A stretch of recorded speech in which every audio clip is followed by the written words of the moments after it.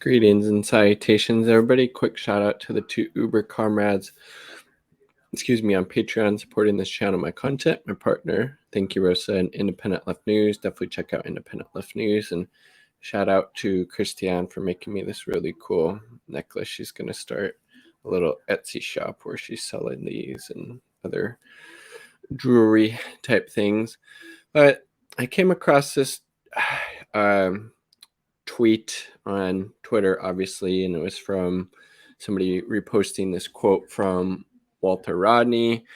Only read one of Walter Rodney's books, but it was amazing. It's The Russian Revolution, A View from the Third World, I believe is the title. And another book of his I would really like to read, get my hands on soon. I believe it's called How Europe Underdeveloped Africa. So let's check out this tweet and then we'll discuss, because this is something I hear various perspectives on from people who identify as, communists and socialists.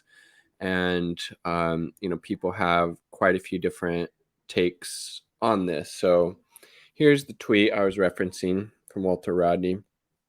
Absolutely necessary to determine whether the standard of living in a given industrialized country is a product of its own external resources or whether it stems from exploiting other countries.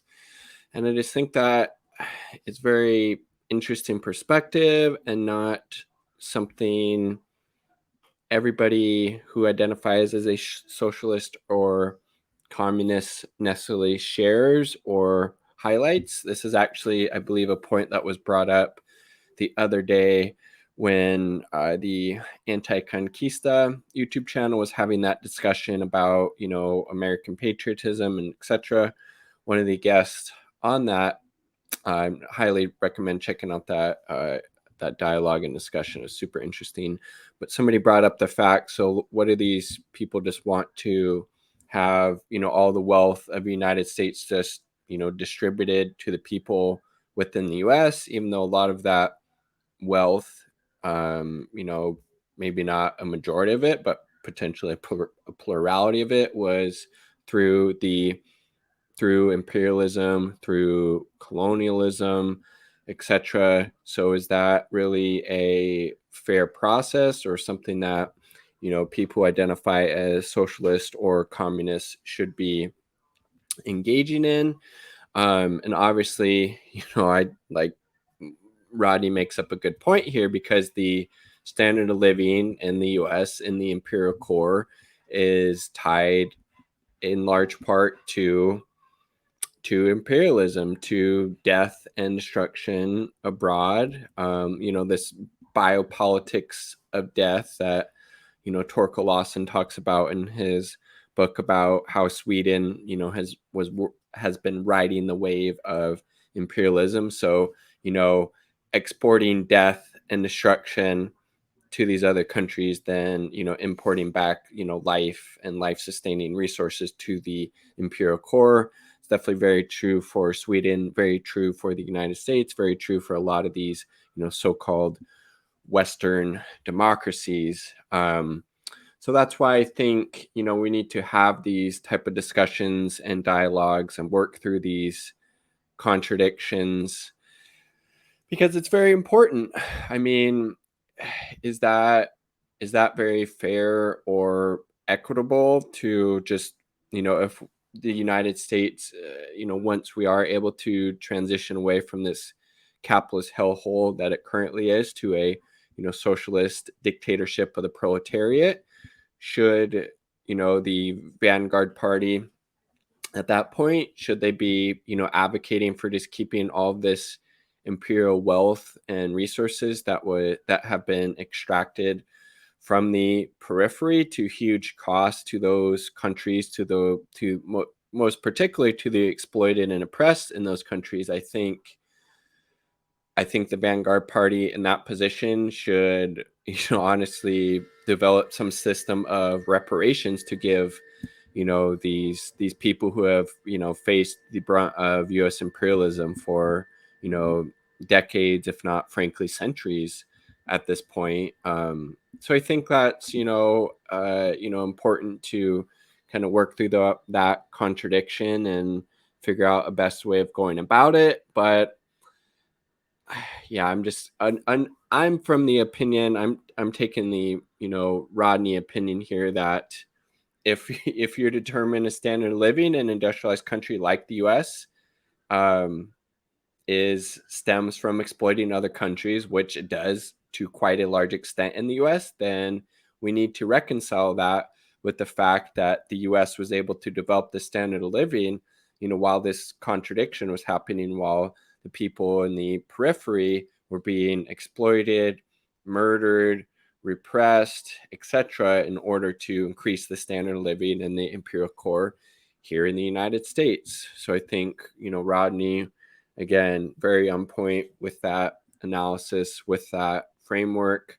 Highly recommend you read the book, The Russian Revolution, A View from the Third World. Rodney does a really amazing job just laying it out and has a very nuanced perspective about particularly Stalin in particular that I found very, very interesting. And then also, I then there's other people who say, well, we'll just be able to, because the United States consumes so much of the world's resources, that we would need several planet Earths to be able to, support, uh, that type of level of consumption. If the U.S. levels of, consumption and use of these different resources was seen on a global scale. So that's also kind of interesting. I don't know. There's a lot of ins and outs with this particular, discussion, in my opinion, and I'd love to hear your thoughts, on it below. If a country's standard of living is in fact due to imperialism through, exploiting people in other countries, does that mean that the standard of living should decrease in the imperial core and able to, give back to these exploited countries, in the global south? I'm of the opinion that yes, there needs to be some type of reconciliation, with those contradictions. And then so here is a little bit, here we go, this is just a little interesting article about consumption around the globe. So Hungry Planet, food and drink, top 10 calorically hungry countries, ecosystem. The Earth allots 4.4 acres of biologically productive land to every person. Humans use 6.7 acres of biologically productive land for every person. Obviously, that's not sustainable at all. But again, I think, a big chunk of this could be due to capitalism, how it's a economic mode of production that puts the needs of profits and making money above the health of the earth, the health of the human species.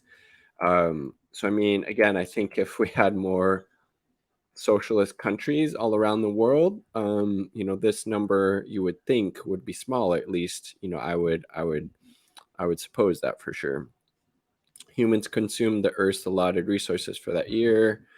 For the last third of the year, we are overshooting our ecological budget. It's obviously not good.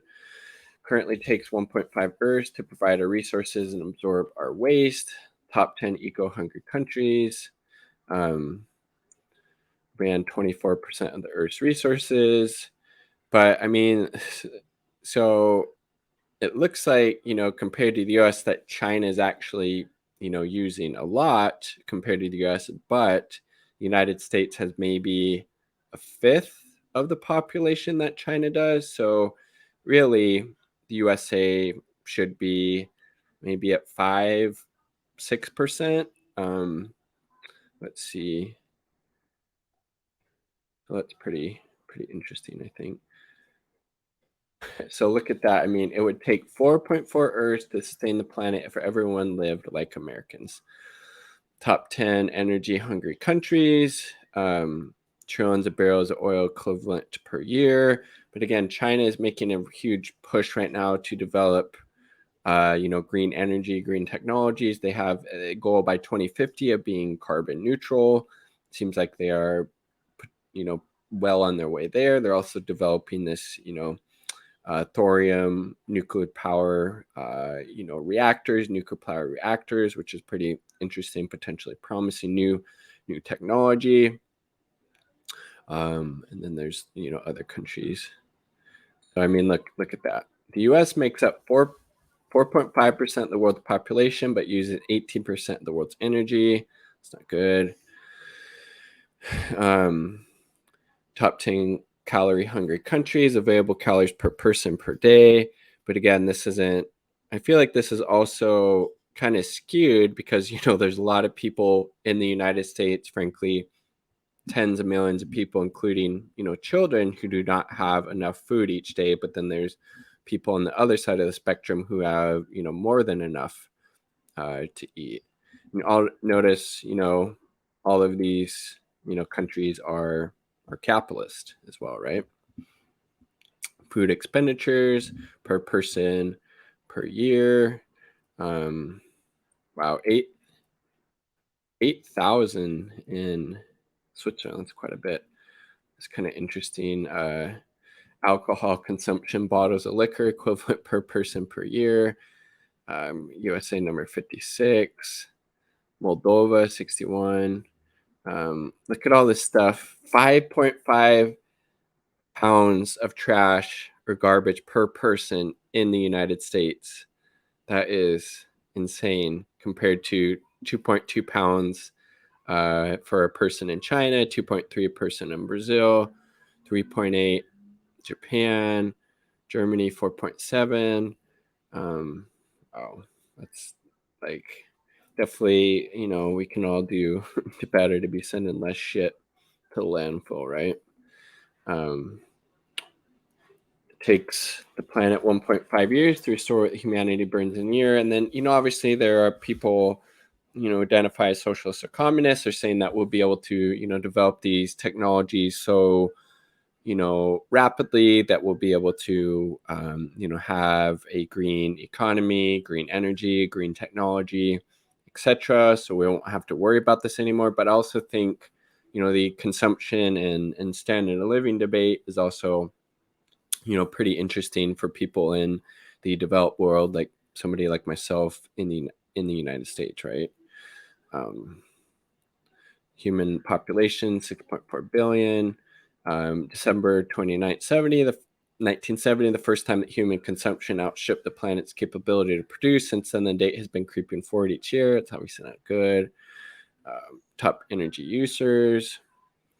So, I mean, look, Americans constitute 5% of the world's population, but consume 24% of the world's energy. Like that's not as sustainable. On average, one American consumes as much energy as 2 Japanese, 6 Mexicans, 13 Chinese. That is insane. 31 Indians, 128 Bangladeshis, 307 Tanzanians, 370 Ethiopians. Wow. Pretty interesting. So I think, again, it's just a really interesting dialogue and discussion, from my opinion. Like standard of living, I mean, frankly, the standard of living in the United States might need to go down if we're to have a inhabitable planet to live on. And again, it's, mainly particularly the, wealthier, people who use an insane amount of energy that kind of, tip those scales. So the United States, even though we have 5% of the world's population, we consume 24% of the world's energy. I think, obviously we need to come to some type of reconciliation with that, because obviously that's not sustainable. And just the amount of energy and resources that somebody in the US uses, I mean, we consume 13 times as much energy as a person in China, or 370 compared to somebody in Ethiopia. Just very, very interesting. And obviously, we're just taught, brainwashed in the US, frankly, to buy more, consume more, drive more, fly more, spend more, etc. And it has hugely disastrous, consequences, for the planet. And I think, again, capitalism plays a huge part in that, because it doesn't take into account, you know, the needs of people or the needs of the planet. Both kind of important, especially the latter one, if we want a future that we're able to actually have a human species and a inhabitable planet for us. So pretty interesting. And again, I just think that, you know, question that Rodney was proposing. And again, you know, you can look at, you know, China, their level of development is, you know, due to its, you know, internal resources. It's not due to imperialism from, you know, exploiting other countries, etc. So pretty interesting, and I'd love to hear thoughts on this kind of standard of living debate. You know, that Rodney was proposing, you know, with that remark he made. Like the video if you like the video. Subscribe for more content. All part of the people. Peace. Much love.